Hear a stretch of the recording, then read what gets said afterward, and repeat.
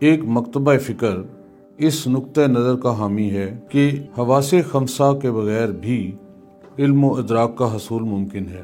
ان کا دعویٰ یہ بھی ہے کہ انسان کے اندر بعض ایسی سپر نیچرل صلاحیتیں موجود ہیں کہ اگر ان کو استعمال کیا جائے تو ذہن حواس خمسہ اور اس کے آلات و وسائل کو استعمال کیے بغیر بعض یا اکثر حقیقتوں کو دریافت کر سکتا ہے۔ یہ مکتبہ فکر جس گوشے کو موضوع بحث لا رہا ہے وہ روحیت ہے۔ روحیت روحانیت سے قدرے مختلف چیز ہے۔ روحانیت کی بنیاد عقیدوں کی سطح پر استوار ہوتی ہے اور روحیت محض ایک علمی اور تحقیقی نظریہ ہے۔ تو چلیں ہم سمجھنے کی کوشش کرتے ہیں کہ روحیت دراصل ہے کیا۔ روحیت اس مخصوص ذہنی کیفیت کو کہتے ہیں جو کبھی کبھی ذہن کو شعور کی عام سطح سے بلند کر کے اسے بعض ایسی پراسرار قوتوں یا چند ایسے نامعلوم قوانین فطرت سے دوچار کر دیتی ہے جس کی تشریح ہم فطرت کے معلوم قوانین اور عادت کے لگے بندے ضابطوں کی روشنی میں نہیں کر سکتے۔ انسانی تاریخ جب سے شروع ہوئی ہے اس وقت سے ہر عہد، ہر خطے اور ہر قوم اور ہر ملک میں ایسے واقعات رونما ہوتے رہے ہیں جنہیں ہم خلاف عادات اور فوق الفطرت مظاہر سے تعبیر کرتے ہیں۔ خلاف عادات اس کا مطلب یہ ہے کہ وہ چیزیں جو عادت کے خلاف ظہور میں ہیں، جیسے انسانی آنکھ فرض کر لیجئے کہ 1000 گز تک دیکھ سکتی ہے، لیکن اگر کوئی یکایک اس آنکھ کی پراسرار قوت سے 1000 میل دور تک دیکھنے لگے تو یہ خلاف عادت واقعہ ہے۔ مستقبل بینی، معجز نما پیش گوئیاں، سحر و سحری، القا وجدان، کشف، اشراق، یہ سب حالتیں، یہ سب روحیت کے مظاہر اور اس کی دائرہ تحقیق میں شامل ہیں۔ تاریخی اور عملی طور پر ان واقعات کی صحت سے انکار کرنا ممکن نہیں۔ دنیا کی ہر قوم اور ہر قبیلے میں راہب، کاہن، جوگی، فقیر، پجاری، شعبہ گر، مستقبل بین، نجومی، غیب دان، رمال اور عالم ارواح سے تعلق کا دعویٰ رکھنے والے مجذوبوں کے گروہ موجود رہے ہیں۔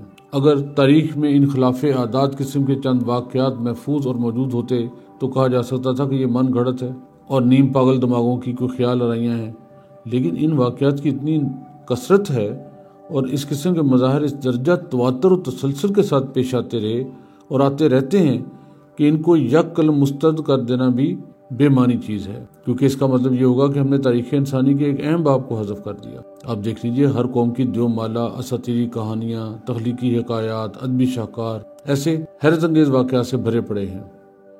سمجھ نہیں آتا کہ اگر یہ سب جھوٹ ہے تو بین الاقوامی پیمانے پر ہر زمانے میں ہر علاقے میں اتنے بڑے جھوٹ بولنے کی ضرورت کیا تھی؟ اور اگر ان واقعات کا صرف 10واں حصہ بھی صحیح ہے تو ان کی صحت کا جائزہ کس طرح لیا جا سکتا ہے؟ جس چیز کو روحیت کہا جاتا ہے اگر اس کا کوئی علمی جواز ہو سکتا ہے تو صرف یہی کہ قدیم و جدید انسانی تاریخ کے ان مظاہر کی چھان بین کی جائے جنہیں غلط طور پر سپر نیچرل یا فوق الفطرت کہا جاتا ہے۔ ہم بحث کے لیے یہ مان لیتے ہیں کہ پرانی تاریخیں جھوٹ کا پچھتارا ہے۔ پچھلے زمانے میں خوش عقیدہ سادہ لوگ تھے، لوگ سائنسی نقطہ نظر سے بے بہرا تھے، لہٰذا جس نے جو جھوٹ بولا سچ مان لیا گیا۔ اور یہ زمانہ چونکہ علم و عقل کی روشنی کا زمانہ ہے، اب کوئی تسلیم نہیں کر سکتا کہ ہر درخت پر بھوتوں کا ڈیرا ہے اور ویران مکان میں جناتوں کا ٹھکانہ ہے۔ روحیت کے طالب علم کا سوال صرف یہ ہے کہ خود آپ کی اپنی زندگی میں کبھی کوئی ایسا واقعہ آیا جسے آپ فوق الفطرت کہہ سکتے ہیں، جس کی تشریح آپ فطرت اور عادات کے جانے پہچانے قانون اور علت و معلول کے لگے بندے رشتوں کی مدد سے نہ کر سکے ہوں؟ یعنی کبھی آپ نے کوئی ایسا منظر دیکھا جس نے آپ کو چکرا دیا؟ یعنی آپ کسی اپنے مرحوم عزیز کا حیولہ فضا میں گدگدتا ہوا دیکھیں اور پھر دفعتاً وہ تحلیل ہو جائے؟ کیا کبھی رات کو سوتے میں آپ کی آنکھ کھلی اور آپ نے دیکھا کہ آپ کا کوئی ایک عزیز آپ کے بستر خواب کے پاس کھڑا ہے؟ چند لمحے تک اس کی شکل نظر آئی، پھر وہ آنکھوں سے اوجھل ہو گئی اور آپ نے سوچا ہو کہ شاید یہ نظر کا دھوکہ ہے، یہ تصور کا دھوکہ ہے، لیکن صبح اٹھ کر پہلی خبر یہ ملی کہ وہ عزیز جو رات کو آپ کو نظر آیا وہ انتقال کر گیا ہے۔ میں بھی سوچتا ہوں، آپ بھی سوچئے۔ اب جیسے کئی روز سے دل بری طرح دھڑک رہا ہو، حالانکہ بظاہر تردد و تشویش کی کوئی وجہ نہیں، آخر غیر متوقع طور پر کوئی ایسا حادثہ پیش آ گیا کہ جو پریشانی میں اضافے کا باعث بنتا ہے یا جس کی وجہ سے آپ کو تشویش تھی۔ آپ کے ساتھ کبھی یہ صورت پیش آئی ہے؟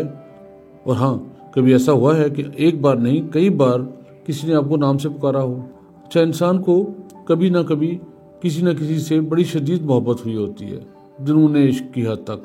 اور کبھی آپ کے ساتھ ایسا واقعہ پیش آیا کہ آپ نے اپنے محبوب کو بے قرار ہو کر یاد کیا ہو اور وہ اچانک سے چلا آئے اور یہ کہے کہ مجھے ایسا محسوس ہوا جیسے کوئی گردن میں رسی ڈال کر کھینچتا ہوا لے کے آیا آپ کے پاس۔ آپ کی زندگی میں کتنے ناخوشگوار اور خوشگوار واقعات ایسے ہیں جن کی پیشگوئی آپ نے ظاہری سبب کے بغیر پہلے ہی کر دی، اور پھر عملاً آپ کی پیشگوئی کے مطابق تمام واقعات ظہور پذیر ہوئے۔ کیا آپ نے زندگی میں ایک خواب بھی ایسا نہیں دیکھا جو مستقبل میں ہو بہو مکمل طور پر منہ بمنہ صحیح ثابت ہوا ہو؟ کتنی مرتبہ ایسا ہوا ہے کہ آپ نے محض وجدانی طور پر دوسرے کے دل کی بات بتا دی یا کچھ ایسی باتیں کہی ہوں جو بعد میں صحیح ثابت ہوئی ہوں؟ یہ اور اس قسم کے بہت سے مظاہر و واقعات جن سے آج بھی ہر آدمی یا بہت سے آدمی زندگی کے کسی نہ کسی مرحلے پر دوچار ضرور ہوتے ہیں۔ سوال یہ ہے کہ ان واقعات و مظاہر کی توجیہ کیسے کی جائے؟ اس موقع پر آسیب زدہ مکانات، حاضرات ارواح، جادو اور یوگیوں کے کمالات، زمین میں زندہ دفن ہو جانا، آگ پر چلنا، زہریلے سانپوں سے ڈسوانا، انہیں نگل لینا، ہوا میں اڑنا، پانی میں غرق رہنا، توجہ کی قوت سے لوگوں کو مسخر کر لینا، ان کی قوت ارادی سلب کر لینا، یہ سب ہم دیکھتے ہیں۔ اب ان سب چیزوں پر علمی گفتگو کی ضرورت ہے، کیونکہ ان تمام خلاف عادات قوانین کے پیچھے فطرت ہی کے اٹل قانون کام کر رہے ہیں۔ ان میں سے کوئی بھی چیز ایسی نہیں جو خلاف فطرت ہو۔ خلاصہ کلام یہ ہے کہ انسانی نفس کے اندر وہ تمام قوتیں موجود ہیں جن کی بیرونی علامتیں اور خالص مادی نشانیاں بھاپ، بجلی اور ایٹم کے حیرت انگیز استعمالات میں نظر آتی ہیں۔ مثلا آپ دیکھ لیجئے ٹیلی گراف، فیکس، ٹیلی فون، وائی فائی، ٹیلی ویژن، ریڈیو، جیٹ طیارے، آبدوز کشتیاں، خلائی راکٹ، مصنوعی سیارے، یہ سب کیا ہے؟ یہ دھات اور پلاسٹک کی بنی ہوئی چیزیں ہیں، اور انسان نے بجلی کی قوت کا استعمال کرتے ہوئے ان چیزوں کو رواں دواں کر دیا۔ اسے ہم سائنس، انجینئرنگ، فزکس اور ٹیکنالوجی کہتے ہیں۔ آخر وہ ہیں کیا؟ انسان کی ذہنی طاقت کا ایک مادی مظہر۔ تو ذہن کی جس نادر قوت نے سائنسی آلات کو اپنے مظہر اور اپنی قوت ایجاد و اختراع کے اعلیٰ کار کے طور پر استعمال کیا ہے، وہ طاقت بجائے خود کیا ہوگی؟ کبھی انسان کی ایجاد آفرینی اور پراسرار فنکشنالٹی کے اس پہلو پر بھی آپ نے غور کیا ہے؟ میں اپنے ٹیلی فون کا ڈائل گھماتا ہوں اور کئی ہزاروں میل دور کسی اپنے دوست سے بات چیت شروع کر دیتا ہوں۔ میں ریڈیو لگاتا ہوں، BBC سننا شروع کر دیتا ہوں لندن سے۔ میں ٹی وی آن کرتا ہوں اور ہزاروں میل دور کے کسی میچ کو براہ راست پلک جھپکتے میں اس کی تصاویر، اشارات اور اس کی تصویریں اور آوازیں سب سن رہا ہوتا ہوں۔ بے شک بظاہر یہ کارنامے پلاسٹک، لکڑی، ایلومینیم اور لوہے کے بنے ہوئے آلات نے انجام دیے، لیکن در حقیقت یہ radio, TV, telephone, wireless, wifi, internet خود انسانی ذہن و دماغ کی صلاحیت و اختراع کے معمولی اور پیش پا افتادہ کارنامے ہیں۔ اس عہد ایجاد اور ترقی میں ہر صاحب استطاعت کے کمرے میں بیک وقت دو بے جان آلے پڑے ہوتے ہیں، یعنی فون اور ٹی وی یا ریڈیو۔ گھنٹوں بولتے رہتے ہیں اس میں، مگر بے جان آلے نہیں بولتے۔ بجلی کی لہریں کلام نہیں کرتی۔ ٹیلی فون اور ریڈیو کے بیس میں انسانی ذہن اور اس کی حیرت انگیز قوت بولتی ہے، انسانی شعور گنگناتا ہے، اور ہم خود اپنی صناعی اور صنعت گری سے دنگ رہ جاتے ہیں۔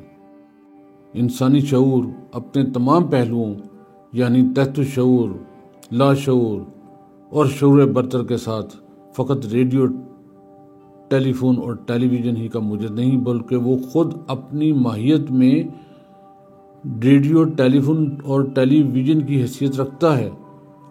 ہم بجلی، بھاپ اور پیٹرول کی مدد سے بے جان مادوں میں جو قوت پیدا کرتے ہیں، وہ قوت خود ہمارے اندر بھی کار فرما ہے۔ زمانہ بعید میں انسان اس قوت سے کام لیتے رہے ہیں۔ بعض آج بھی کائنات پر چھا جانے کی صلاحیت رکھتے ہیں، خواہ چند لمحوں کے لیے ہی صحیح۔ سائنسی نقطہ نظر سے حیات و کائنات کی اصل ایک ایسا جوہر ہے جو بظاہر مادے اور توانائی سے مرکب ہے۔ مادہ ذرات پر مشتمل ہے اور توانائی لہروں پر۔ ہمارا جسم مادے کا بنا ہوا ہے۔ اس کی ٹھوس شکل گوشت، پوست، ہڈیاں، خون اور عضلات ہیں، اور لطیف ترین روپ حواس۔